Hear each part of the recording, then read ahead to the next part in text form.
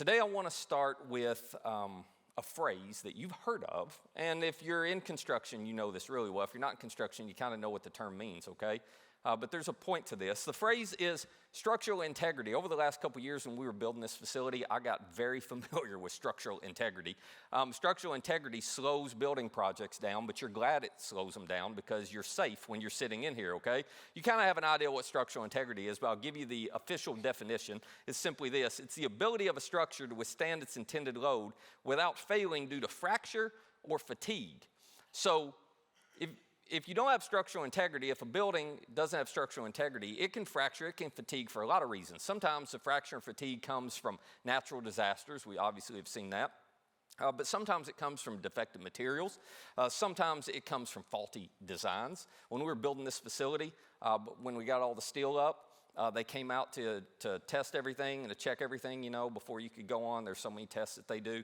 And they actually, the guys had put a washer in the wrong place on all of the bolts and all of the steel, and they made them go back and move every single washer. That's how important it is to them. That's how much it matters to them. Because here's what the engineers know, and here's what you and I know. Whenever there's a fracture or fatigue in any beam or any column in a structure, the stress that comes from that is not contained to that beam or to that column, is it? You just intuitively know this. Whenever there's a fracture or fatigue with any beam or column, the stress, the load from that ends up getting spread to the rest of the building. And sometimes, in some cases, it creates a collapse, that the failure of one can lead to the collapse of all. Now, the reason I bring that up is because we're starting a brand new series today called The Perfect Guide for Life, how integrity brings clarity and courage. Because just like structural integrity, when there's a failure of personal integrity, the stress or the fracture that comes from that is never contained just to the individual. You already know this too. This is common sense. We live this and see this all the time. That whenever somebody has a failure of personal integrity, the impact of that is felt by all the people around them. The load from that, the stress from that, it's felt by all the other people that they care about the most. And you've watched this play out. One person in a family has a breach of personal integrity, and it puts stress on the rest of the family, doesn't it? A child has a breach on personal integrity, it puts stress on the marriage of the parents. It's like, but they didn't have anything to do with it. It doesn't matter. It puts stress on it, you know, and sometimes leads to the collapse of it. That when a CEO has a breach of personal integrity, we've all watched this play out in the public. When a CEO has a breach of personal integrity, it can cost all kinds of people their jobs who had absolutely nothing to do with it. Integrity is something that's personal, but it's never private. It's never isolated. The load gets transferred to all the people around you.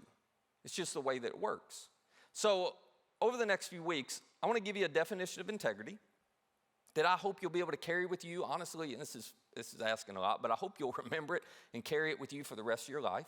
I want to talk about how you can have integrity, keep integrity, get integrity back if you've lost it, because that happens to us sometimes.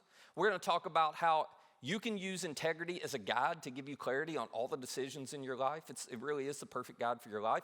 I'm going to show you how integrity will give you courage to do the hard thing, even though it's going to cost you, but you're going to do it because it's the right thing. It gives incredible courage in difficult times if you know how to manage your integrity the right way. We're going to talk about all of that kind of practical stuff, and my intent was to start with that today. But the more I studied and the more I got into this, I realized I can't get to any of that before I talk about something that may seem at first somewhat unrelated, but it's actually foundational to everything with your integrity and everything with my integrity. I have to start by asking you this question. Where do you anchor your integrity? You may have never thought about this, you probably haven't, but you anchor your integrity to something or to someone. You need to figure out what that is. Where do you anchor your integrity? Where do you anchor your moral integrity, your sexual integrity, your financial integrity, your gender identity integrity? Where do you anchor your relational integrity? And what's your integrity anchored to? Now, the reason this is such an important question is because all of us have a tendency to look for loopholes. This is just what we do, isn't it? When it comes to integrity, there's something in us that's always wanting to find a loophole that's going to allow us to abbreviate, if you will, our standard of integrity, or to shift or manipulate our standard of integrity. We all want to find the loopholes to allow us to do some things we want to do, even though it wouldn't necessarily line up with our previous standard or measure of integrity. This is why there's a lot of conversation these days about, I have my truth and you have your truth. I have my truth, you have your truth, which is perfectly fine. Everybody's like, oh yeah, let everybody anchor their integrity to whatever they want to anchor it to, except, and this is where it gets a little hypocritical, there's a tendency on my part to excuse away any lack of integrity I have. In other words, if you catch me in a lack of integrity, I will have a story to justify it. You will too. It's like, oh, that's not usually like me. But because of this, and I've been going through, and in this situation, and just this one time, I tend to excuse away my lack of integrity. But I expect impeccable integrity out of you. You expect impeccable integrity out of all the people around you. You do. It's an odd thing, but students who cheat on tests expect their teachers to grade the test with integrity. Isn't that odd? It's like, no, I'm going to cheat on the test, but you can't cheat me in grading the test. Spouses who are unfaithful to their spouse expect their spouse to go ahead and be faithful to them. It's weird. It's so hypocritical. Employees who waste time at work and try to figure out ways not to have to put in enough effort expect their employers to pay them a full day's wages. And if they don't, they get angry about it. This is all of us. We're going to excuse our own integrity whenever we have an opportunity to. But by golly, I'm going to expect impeccable integrity out of you, especially when it impacts me. Especially when it impacts me. I mean, if it doesn't impact me, then fine. You have your truth. I don't care. You can believe what you want to believe, and I'll believe what I want to believe. That's all well and good until your truth hurts me, until your truth crosses me, until your truth cheats me, and then all of a sudden, no. I expect impeccable integrity out of you. It's an odd thing.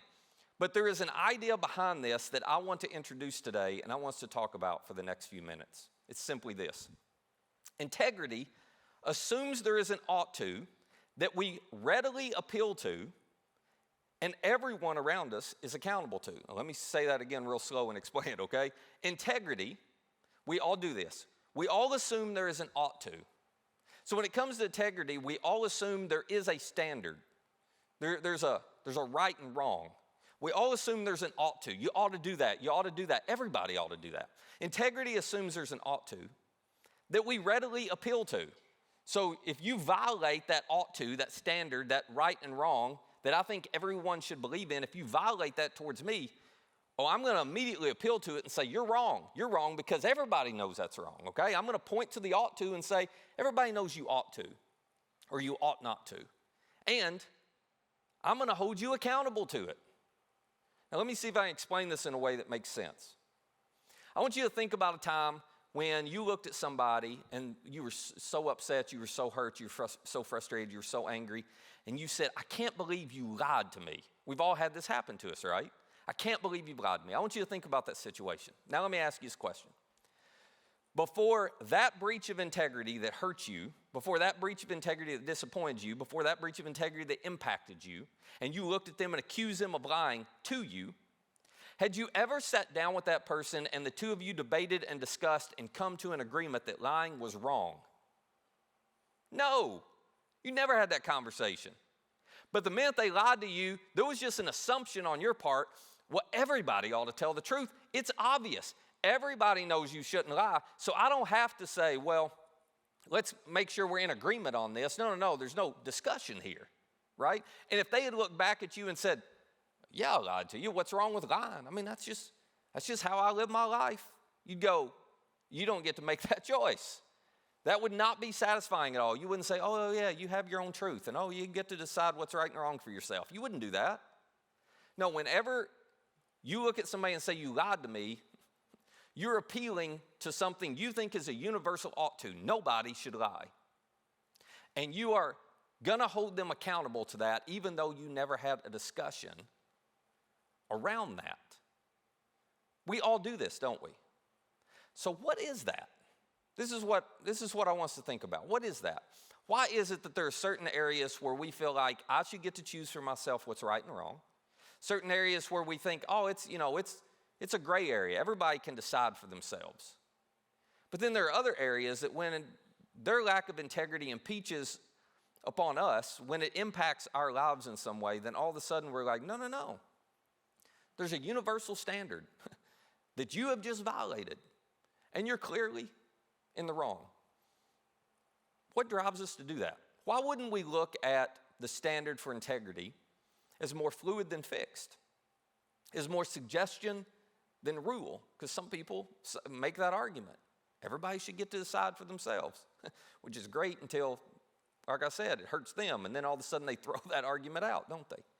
Why shouldn't we just look at integrity as a tool that I will use to get my way until it gets in my way?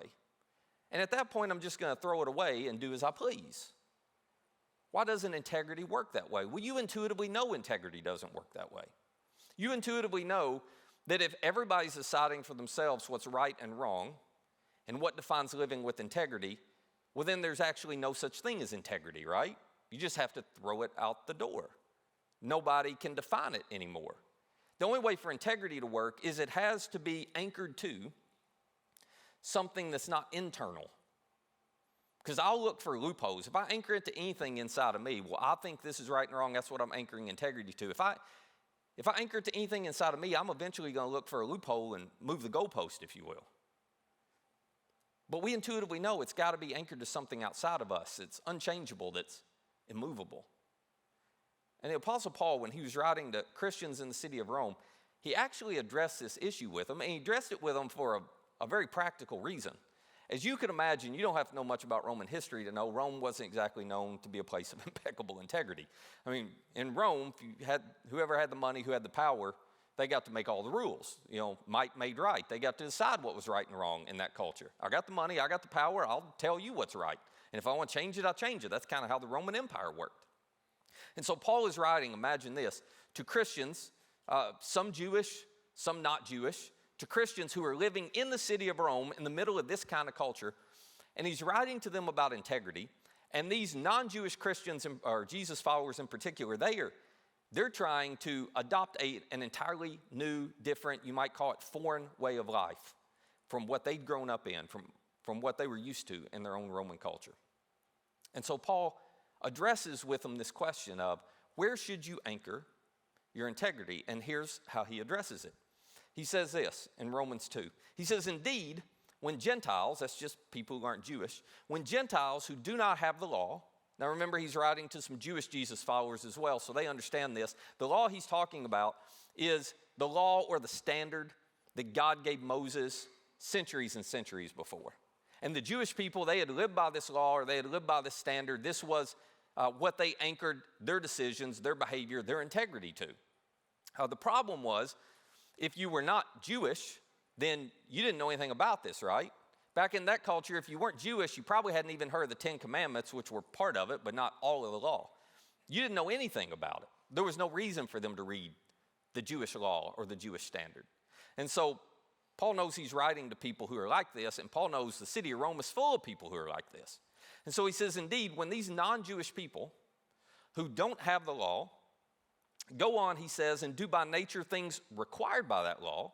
So when they naturally do things that the law says they should do, when they naturally oppose things the law says they shouldn't do, he says they are a law for themselves even though they don't have the law. This is Paul's way of saying, okay, so you got people who've never read our Jewish law, and yet they agree with parts of our Jewish law. They agree that this is wrong. They agree that this is right. They agree that everybody ought to always, and everybody ought not to always. People who've never seen it. He said, isn't that odd?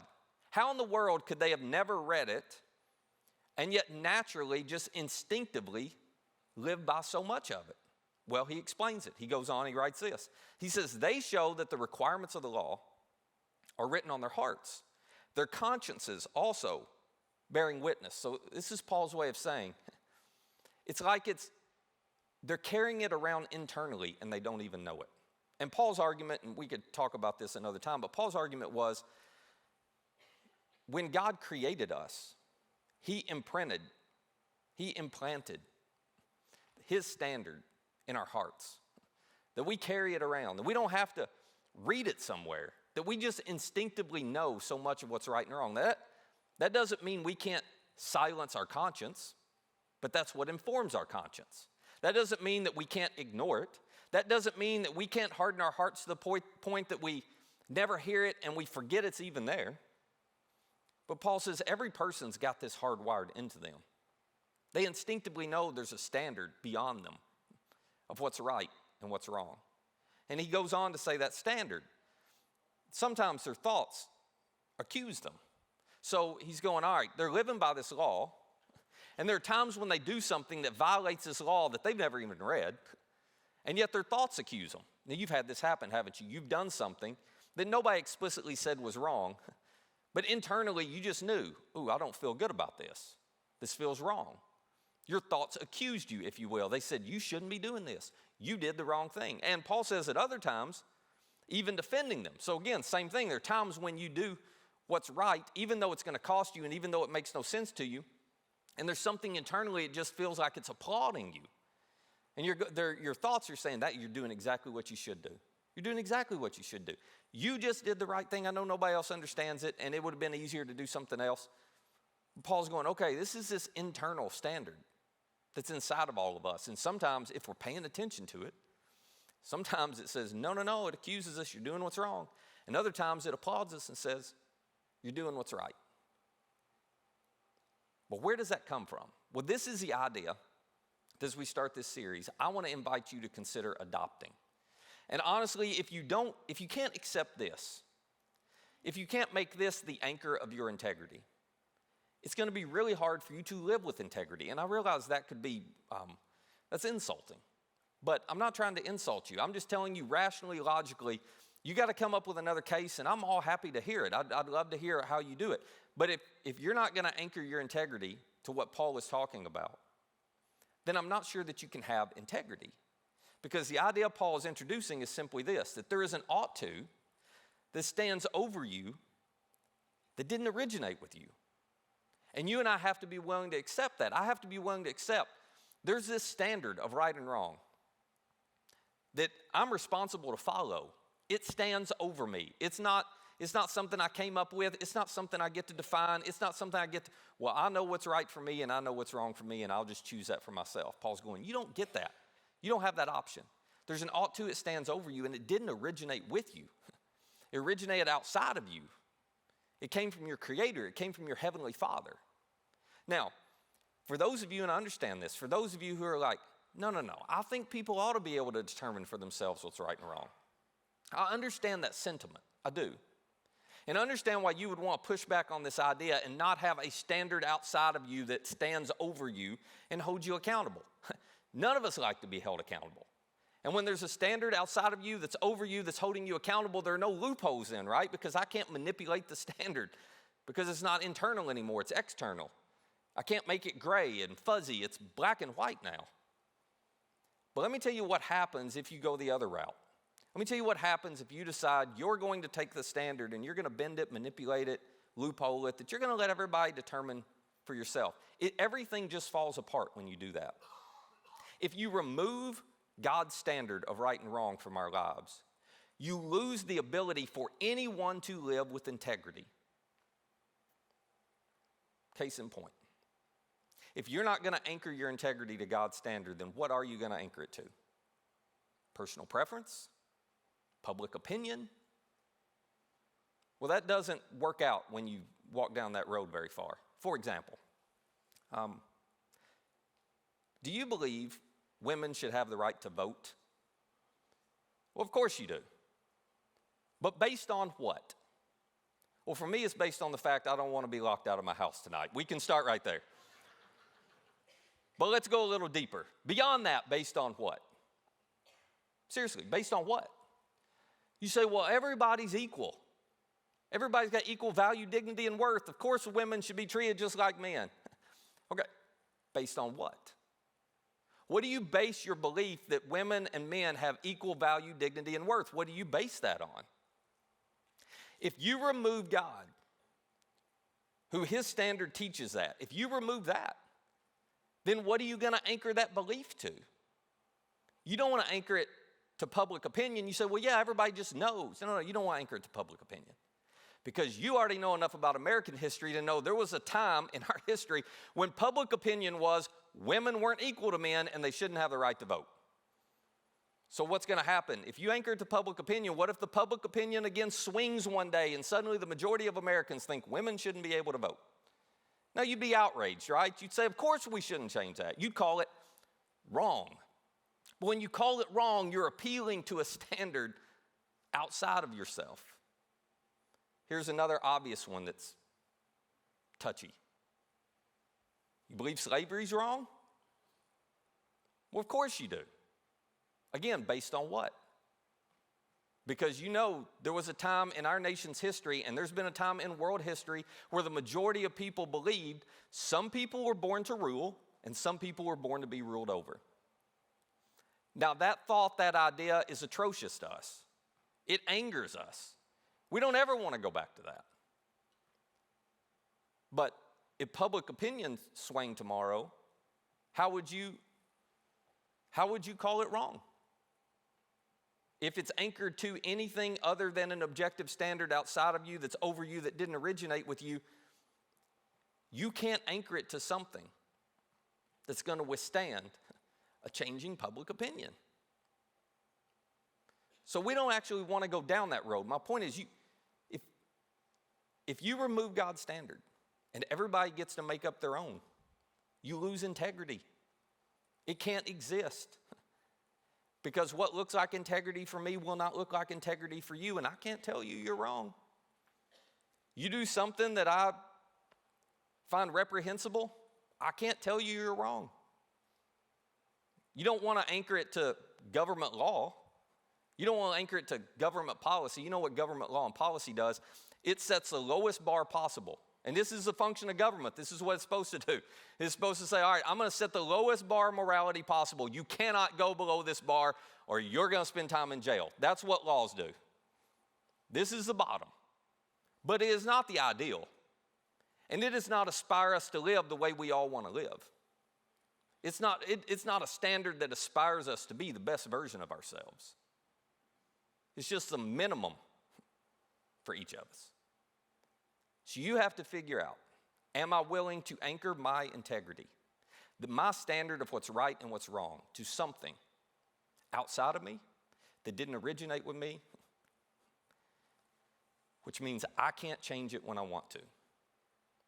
I have to, and this is a hard word, I have to surrender to that standard. I don't get to make the rules anymore. I have to surrender to it. Now, those of us who follow Jesus, we have a hard time doing that. Those of you who don't follow Jesus, you don't want to do that. But here's what I want you to consider. When you do what's right, even when it costs you, and you've all done this, Christian, not a Christian, doesn't matter.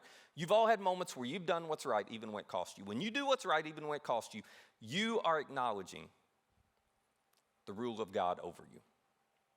When you do what's right, when it doesn't make sense, even when it costs you, you're acknowledging, I think there's a standard bigger than me, because if the only standard to anchor to is my own standard, well, I'll just change that whenever I want to do what I want to do to benefit me.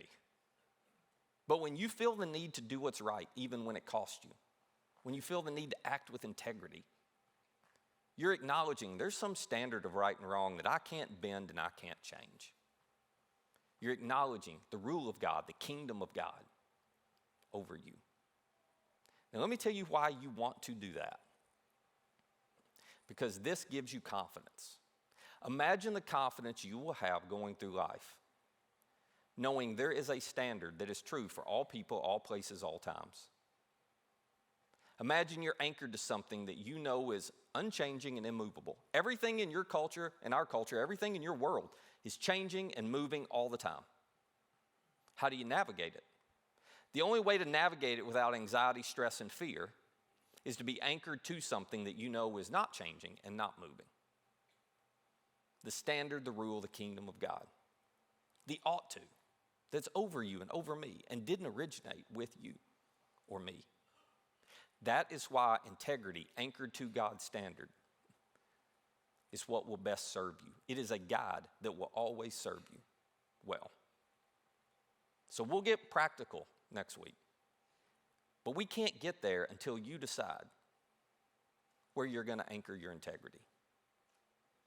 Will you surrender your standard and anchor your integrity to his? And then live by it when you like it, and live by it when you don't. Live by it when it's easy, and live by it when it's hard. Let me pray for us. Father, a lot easier to say than do. It's easy to talk about as long as it's not costing us anything. It is really hard to do when it's going to hurt, when it's going to cost us, when it's uncomfortable, when we don't like it, when it means that our lives don't align with your standard, and we'd rather realign the standard than realign our lives. So would you help us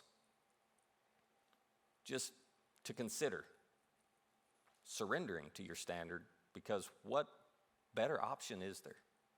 As uncomfortable as it may make us, I don't think any of us want to live in a world where there's not a standard outside of us that defines right and wrong for all of us. So help us to be people, especially those of us who follow you, who surrender to that and model that, even when it costs us. And for those who aren't yet following you, would you help them to understand that there is actually freedom for them on the other side of that surrender, as odd as that may be, that surrendering to your standard frees them. They can live free of fear, free of stress, free of anxiety. They can live free, confident that you're with them and that you're a guide for them that will best serve them all their lives. It's in your name we pray.